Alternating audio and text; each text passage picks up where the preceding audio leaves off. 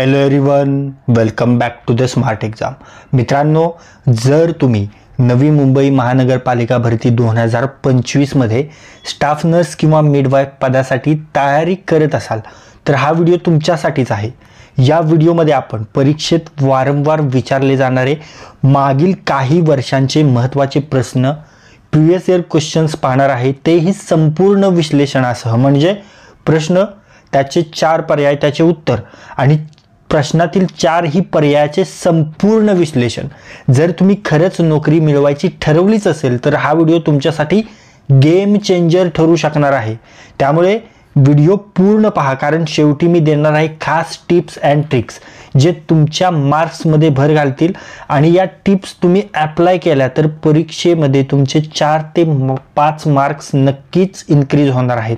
चला तर मग तुमच्या स्वप्नातील नोकरी मिळवण्यासाठी सुरुवात करूया तयारीची एक पक्की वाटचाल. पहा, पहिला प्रश्न, प्रत्येक प्राथमिक आरोग्य केंद्रामार्फत किती लोकसंख्येला आरोग्य सेवा दिल्या जातात? तर 30,000 लोकसंख्येला. ओके, योग्य उत्तर पर्याय क्रमांक 1, 30,000. पहा, भारत सरकारच्या मानदंडानुसार मैदानी प्लेन भागात प्रत्येकी 30,000 लोकसंख्येसाठी एक PHC प्राथमिक आरोग्य केंद्र असावे अशी अट आहे. आणि ही अट डोंगराळ किंवा दुर्गम भागात, ही संख्या किती असते कमेंट करून सांगा. चला, डोंगराळ किंवा दुर्गम भागात PHC प्राथमिक आरोग्य केंद्रामार्फत किती लोकसंख्येला आरोग्य सेवा दिली जाते डोंगराळ किंवा दुर्गम भागात, हे तुम्हाला कमेंट बॉक्समध्ये सांगायचं. ओके, चला, राईट आन्सर सांगितलं असेल तर ते आहे 20,000. ओके, 70,000 असा पर्याय नाहीये. त्यानंतर 70,000 लोकसंख्येसाठी किमान 2 ते 3 PHCच लागतात. ओके, 50,000. पहा, अर्धवट बरोबर वाटणार आहे पण चुकीचा पर्याय. जुने किंवा काही संदर्भानुसार ही संख्या दिली जाते. ओके, पण सध्या 30,000 आहे बरोबर. त्यानंतर 1,00,000 इतक्या मोठ्या लोकसंख्येसाठी एक PHC अपुरी ठरते. एवढ्या लोकसंख्येसाठी सेकंडरी हेल्थ सेंटर किंवा मोठा हॉस्पिटल आवश्यक असतो. ओके, हा प्रश्न जो आहे मित्रांनो तो खूप बेसिक आहे पण परीक्षेत प्रत्येक वेळी विचारला जातो, त्यामुळे व्यवस्थित लक्षात ठेवा. पुढे पाहूया. पल्मोनरी एम्बोलिझम रोग निदान झालेल्या रुग्णास खालील औषधे देणे आवश्यक आहे. तर ते आहे IV हिपरिन. ओके, योग्य उत्तर पर्याय क्रमांक 3, IV हिपरिन. अँटीकोगुलंट औषध आहे हे आणि पल्मोनरी एम्बोलिझम मध्ये ताबडतोब क्लॉट वाढू न देण्यासाठी हे वापरलं जातं. ओके, त्यानंतर ऑप्शनमध्ये काय आहे पहा, स्ट्रेप्टोकायनेज, तर थ्रोम्बस विरघळवणारे हे औषध आहे. ओके, त्यानंतर टिश्यू प्लाझ्मोनिझम ॲक्टिवेटर, तर यालाही क्लॉट लायसिसमध्ये वापरलं जातं पण सामान्यतः हे ICU सेटिंगमध्येच वापरतात. ओके, आणि सोडियम वारफारिन हे दीर्घकालीन अँटीकोगुलंट आहे आणि सुरुवातीच्या टप्प्यात हेपॅरिन नंतर हे वापरलं जातं. ओके, त्यानंतर पुढे पाहूया. पूर्ण दिवसाच्या नवजात बालकाचे स्वाभाविक वजन डॅश डॅश असते, तर ते असते 2500 ग्रॅम. ओके, योग्य उत्तर पर्याय क्रमांक 4, 2500 ग्रॅम. त्यानंतर 1000 ग्रॅम हे अतिशय कमी वजनाचं बाळ आहे, त्याला VLBW बाळ मानलं जातं. ओके, त्यानंतर 1500 ग्रॅम प्रीमॅच्युअर बाळांमध्ये दिसणारे हे वजन आहे आणि 2000 ग्रॅम कमी वजनाचं बाळ. ओके, त्यानंतर पुढे पाहूया. पहा, स्तनपान वेळेत सुरू करावे, तर ते कधी सुरू करावे? अर्ध्या तासात. ओके, योग्य उत्तर पर्याय क्रमांक 3, अर्धा तास. जन्मानंतर 30 मिनिटांच्या आत स्तनपान सुरू करणे हे WHOच्या मार्गदर्शक तत्वानुसार शिफारसी आहे. ओके, त्यानंतर 24 तास उशीर समजला जातो, कोलेस्ट्रॉल मिळत नाही. त्यानंतर 72 तास खूपच उशीर, नवजाताच्या पोषणावर परिणाम होतो. ओके, त्यानंतर पुढे पाहूया. जागतिक महिला दिन डॅश डॅश या दिवशी साजरा केला जातो. जागतिक महिला दिन 8 मार्च या दिवशी साजरा केला जातो. ओके, योग्य उत्तर पर्याय क्रमांक 3, 8 March international women's day. Okay, international woman day म्हणून साजरा केला जातो. ओके, त्यानंतर ऑप्शनमध्ये 12 मे आंतरराष्ट्रीय नर्सेस डे म्हणून साजरा केला जातो.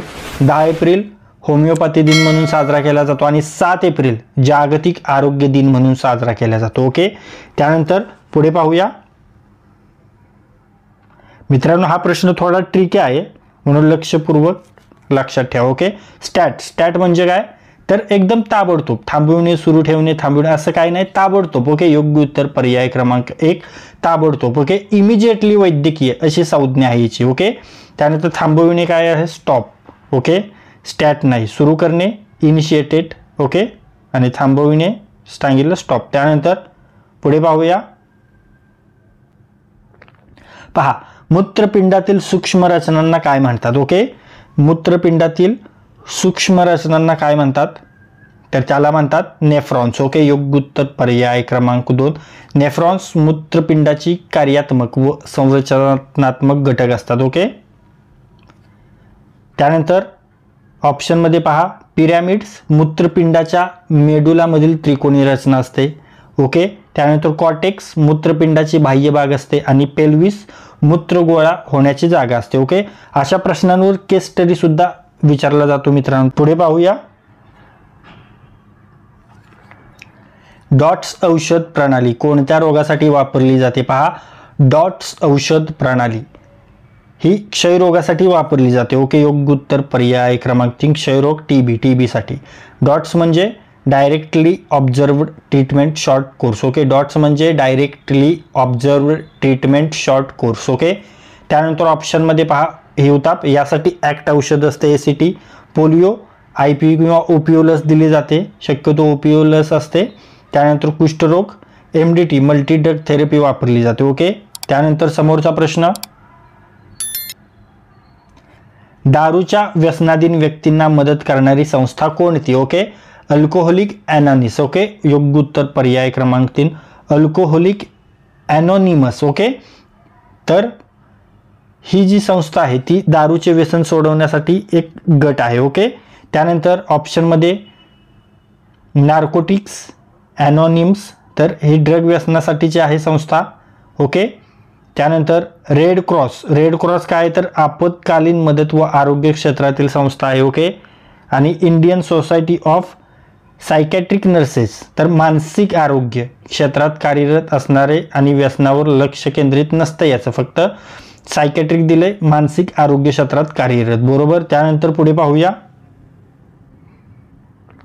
मित्रांनो, इथपर्यंत पाहिलंच आहे तर थम्सअप द्या, लाईक करा. आता येणारे जे प्रश्न आहेत ते अजून थोडे क्लिनिकल असतील, म्हणजेच परीक्षेसाठी अतिशय महत्त्वाचे असतील. ओके, चला, भारतीय स्त्रियांमध्ये सर्वसाधारण हिमोग्लोबिनची पातळी किती असते. पहा, भारतीय स्त्रियांमध्ये सर्वसाधारण हिमोग्लोबिनची पातळी असते 12 ग्रॅम पर DL. ओके, योग्य उत्तर पर्याय क्रमांक 4 12. ओके, पहा, 7 काय असते तर अति तीव्र ॲनिमिया असते. 6 जी पातळी आहे ती धोकादायक पातळी असते आणि 8 जे असते ते मध्यम ते तीव्र ॲनिमिया असतो. ओके, त्यानंतर पुढे पाहूया.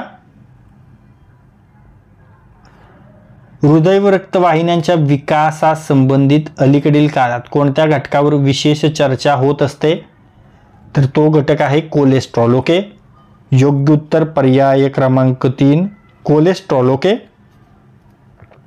हृदयरोग आणि रक्तवाहिन्यांच्या आरोग्याशी निगडीत सर्वाधिक चर्चेत आहे ते कोलेस्ट्रॉल. बरोबर. त्यानंतर ऑप्शनमध्ये ग्लिसेरॉल हे ट्रायग्लिसरॉइडचा घटक आहे, परंतु मुख्यतः ऊर्जा साठवण्यासाठी वापरलं जातं. ओके, त्यानंतर लिपाज फॅट्स तोडणारा एन्झाम आहे. ओके, आणि प्रोटीन शरीरातील सर्व पेशींचा भाग. ओके, त्यानंतर पुढे पाहूया.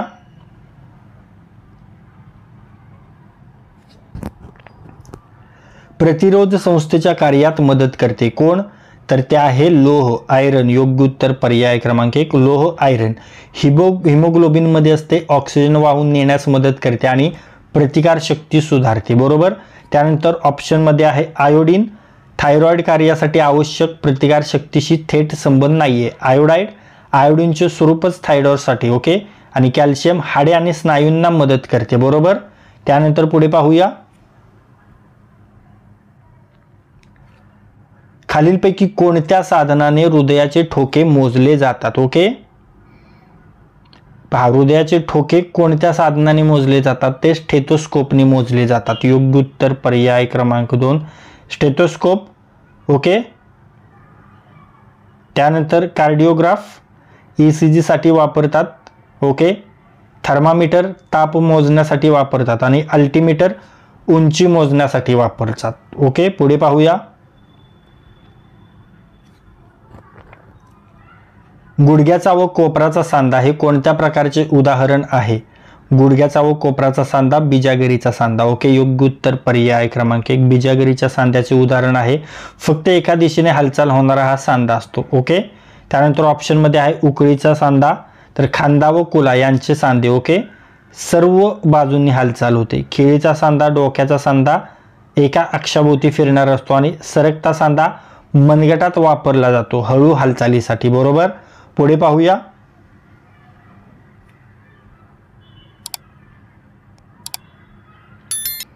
खालीलपैकी काय किरणोत्सारी मूलद्रव्य म्हणून गणता येणार नाही? किरणोत्सारी मूलद्रव्य नाही म्हणून गणता येणार नाही असं कोणतं मूलद्रव्य? ते आहे रेयॉन. ओके, योग्य उत्तर पर्याय क्रमांक 4 रेयॉन. कृत्रिम धागा आहे हा. ओके, त्यानंतर रेडियम किरणोत्सारी मूलद्रव्य आहे. युरेनियम अणुऊर्जा उत्पादनासाठी वापरले जाणारे किरणोत्सारी मूलद्रव्य आहे. आणि रेडॉन नैसर्गिक गॅस पण रेडिओ ॲक्टिव्ह आहे. ओके मित्रांनो, तुम्हाला हा प्रश्न माहीत होता का? जर माहीत होता तर कधी आणि कोणत्या रेफरन्समध्ये हा वाचला होता ते खाली कमेंट्समध्ये जरूर सांगा. ओके, पुढे पाहूया.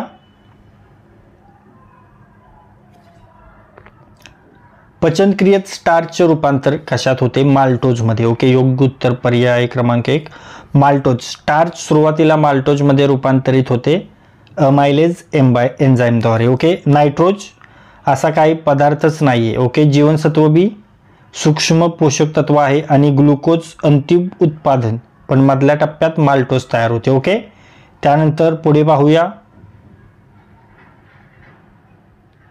आम्लामध्ये कोणते मूलद्रव्य असतेच? आम्लामध्ये हायड्रोजन हे मूलद्रव्य असतेच. योग्य उत्तर पर्याय क्रमांक 3 हायड्रोजन. सर्व आम्लामध्ये आयन आवश्यकता असतो. ओके, त्यानंतर ऑप्शनमध्ये आहे कार्बन. सर्वच संयुगांमध्ये असतो पण आम्लात गरजेचा नाही. ओके, त्यानंतर क्लोरीन काही आम्लात असतो आणि ऑक्सिजन देखील काही आम्लात असतो. ओके, त्यानंतर पुढे पाहूया.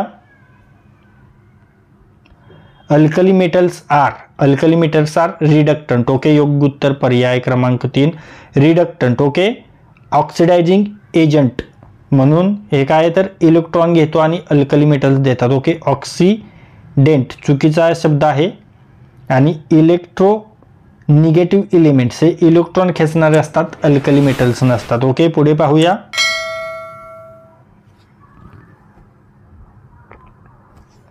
बेनेडिक्ट द्रावण तयार करण्यासाठी डॅश डॅश उपयोग होतो. बेनेडिक्ट द्रावण तयार करण्यासाठी कॉपर सल्फेटचा उपयोग होतो. ओके, योग्य उत्तर पर्याय क्रमांक 2 कॉपर सल्फेट. ओके, बेनेडिक्ट टेस्टमध्ये वापरले जाते साखरेचे प्रमाण तपासण्यासाठी. ओके, त्यानंतर ऑप्शनमध्ये फेरस सल्फेट लोखंडासंबंधित रासायनिक प्रक्रियासाठी वापरतात. सोडियम सल्फेट सामान्य मीठ. ओके, आणि ॲल्युमिनियम सल्फेट पाण्याच्या प्रक्रिया किंवा डिओड्रंटमध्ये वापरलं जातं. ओके, पुढे पाहूया.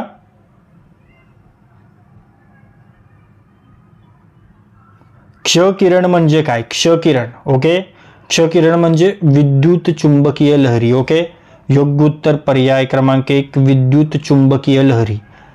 क्षकिरणचा याच उच्च ऊर्जा असलेल्या विद्युत चुंबकीय लहरी आहेत. ओके, त्यानंतर पुढे पाहूया.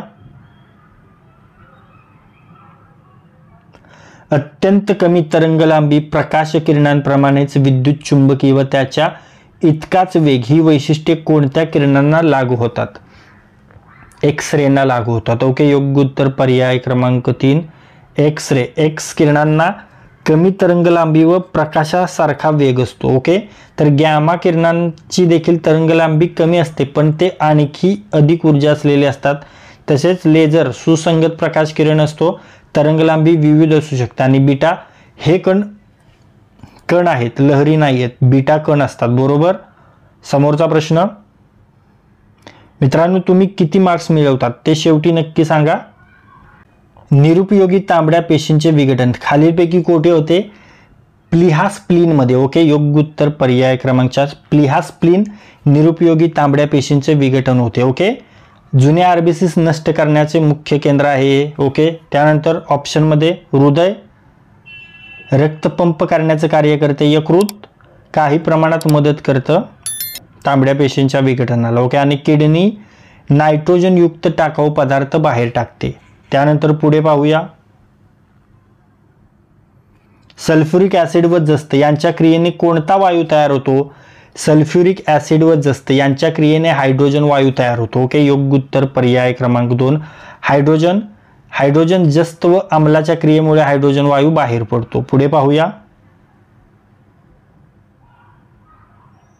मित्रांनो, हा प्रश्न पाहून अनेकांचा गोंधळ होतो. बघूया तुम्ही ओळखता का? आन्सर कमेंट करा जर तुम्ही ओळखलं असेल याचं उत्तर तर. ओके, पहा, तापमान नियंत्रण करणारे केंद्र कोठे असते? तर ते असते मेंदूमध्ये, हायपोथॅलॅमस. ओके, योग्य उत्तर पर्याय क्रमांक 3 मेंदूमध्ये हायपोथॅलॅमस हा मेंदूचा भाग शरीराचे तापमान नियंत्रित करतो. ओके, त्यानंतर समोरचा प्रश्न, हाडामधील दोष अथवा रोगाचा तपास लावण्यासाठी कोणती किरणे वापरली जातात? हाडामधील दोष अथवा रोगाचा तपास लावण्यासाठी रॉन्टेज किरणे वापरली जातात, एक्सरे किरणे. ओके, योग्य उत्तर पर्याय क्रमांक 3 रॉन्टेज किरणे, एक्सरे. त्यानंतर समोरचा प्रश्न, निद्रा रोग स्लीपिंग सिकनेस कशामुळे होतो? निद्रा रोग स्लीपिंग सिकनेस प्रोटोजोवामुळे होतो. ओके, योग्य उत्तर पर्याय क्रमांक 1 प्रोटोजोवा. ट्रायपॅनोसोमा नावाचा प्रोटोजोवा टेसिटिसी माशीमार्फत पसरतो. ओके, त्यानंतर ऑप्शनमध्ये विषाणू हे इतर आजारांचं कारण आहे, निद्रा रोगाचं नाही. बॅसिलस जीवाणूचा प्रकार आहे आणि अजोल्डा हा वनस्पती शैवाल आहे. ओके, अजोल्डा नाही, अझोला. ओके, तर मित्रांनो, आत्तापर्यंत जे काही प्रश्न आपण पाहिलेले आहेत त्या प्रश्नापैकी काही प्रश्न मी तुम्हाला विचारणार आहे आणि त्याचे उत्तर तुम्हाला कमेंट बॉक्समध्ये सांगायचे. तुमच्यासाठीचा प्रश्न पहा, क्ष किरण म्हणजे डॅश डॅश. ओके, 4 पर्याय आहेत, 4 पर्यायापैकी योग्य पर्याय तुम्हाला कमेंट्समध्ये सांगायचा आहे. डिटेलमध्ये पाहिलेला प्रश्न आहे, क्ष किरण म्हणजे काय. तुमच्यासाठीचा समोरचा प्रश्न पाहूया,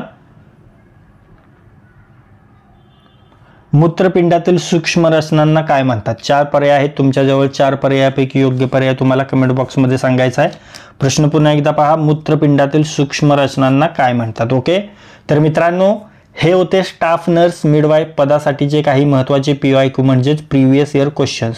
ही सगळी माहिती लक्षात ठेवणे खूप महत्त्वाचे आहे, कारण याच पॅटर्नवर नवीन प्रश्न विचारले जातात. तसेच अभ्यास करताना प्रिव्हियस पेपर्स, फंडामेंटल्स आणि क्लिनिकल एक्सपिरियन्स या सगळ्याचा समतोल ठेवा. जर अजून असेच उपयोगी व्हिडिओ तुम्हाला बघायचे असतील तर चॅनलला सबस्क्राईब करा आणि हा व्हिडिओ शेअर करायला विसरू नका.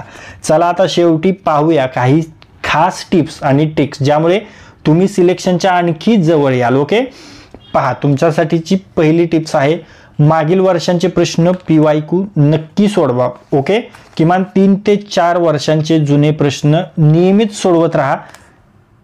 त्यातून प्रश्नांचा पॅटर्न आणि महत्त्वाचे टॉपिक्स लक्षात येतात. ओके, तुमच्यासाठीची दुसरी टिप्स पहा, बेसिक संकल्पना पक्क्या करा. कन्सेप्ट क्लिअर असणं खूप महत्त्वाचं आहे मित्रांनो. फक्त उत्तरे पाठ करू नका, त्याच्या मागच्या लॉजिक समजून घ्या. क्लिनिकल क्वेश्चन्समध्ये याचा खूप उपयोग होतो, हे लक्षात ठेवा. तुमच्यासाठीची तिसरी टिप्स पहा, दररोज थोडा वेळ रिव्हिजनसाठी ठेवा. ओके, नवीन शिकणं महत्त्वाचं आहेच 100%, पण जुनं विसरून चालणार आहे का? म्हणून जुनं विसरू नये, म्हणून रोज थोडा वेळ रिव्हिजनला द्यायलाच हवा. तुमच्यासाठीची चौथी टिप्स पहा, जास्त वेळ वाट पाहू नका, तयारी सुरू ठेवा. लगेच अभ्यासाला लागा, लगेच कामाला लागा. परीक्षा कधी जाहीर होईल सांगता येत नाही, त्यामुळे आधीच अभ्यासाला सुरुवात करा, नंतर संधी हातून जाऊ देऊ नका. ओके, तुमच्यासाठीची 5वी टिप्स पहा, लहान गोष्टी लक्षात ठेवा, जसे की युनिट, रेंज, सायन्स, सिम्पटम्स. बरेच प्रश्न अशा बेसिक माहितीवर येतात, त्यामुळे अशा गोष्टी लिहून ठेवा आणि रोज वाचत चला. ओके, तुमच्यासाठीची 6वी टिप्स पहा, मॉक टेस्ट आणि ग्रुप स्टडी. ओके, टेस्ट दिल्यानं काय होतं, वेळेचं मॅनेजमेंट होतं आणि ग्रुपमध्ये शिकलं की कन्सेप्ट्स आणखी पक्क्या होत्यात. बट तुम्ही म्हणाल, मी तर एकटाच अभ्यास करतो, मी तर एकटीच अभ्यास करते, मग कसा ग्रुप स्टडी करायचा? सो डोंट वरी, तुमच्यासाठी शेवटची एक खास टिप्स आहे. ओके, स्वतःच्या अभ्यासाचे शेड्यूल बनवा. सगळ्यांना समान टिप्स लागू पडत नाहीत, हे लक्षात ठेवा. स्वतःच्या स्ट्रेंथ्स आणि विकनेस यानुसार अभ्यासाचं वेळापत्रक तयार करा आणि त्यानुसार आपला स्टडी करा आणि कॉन्फिडन्स इन्क्रीज करा. ओके मित्रांनो, या टिप्स फॉलो केल्यास तुमची तयारी अजून मजबूत होईल. ओके मित्रांनो, तुम्हाला या टिप्स उपयोगी वाटल्या असतील तर कमेंट करून जरूर सांगा. अशाच आणखी व्हिडिओसाठी चॅनलला सबस्क्राईब करा आणि व्हिडिओ शेअर करा. तयारी चालू ठेवा, यश लवकरच तुमचं असेल. चला तर इथेच थांबूया. थँक्यू.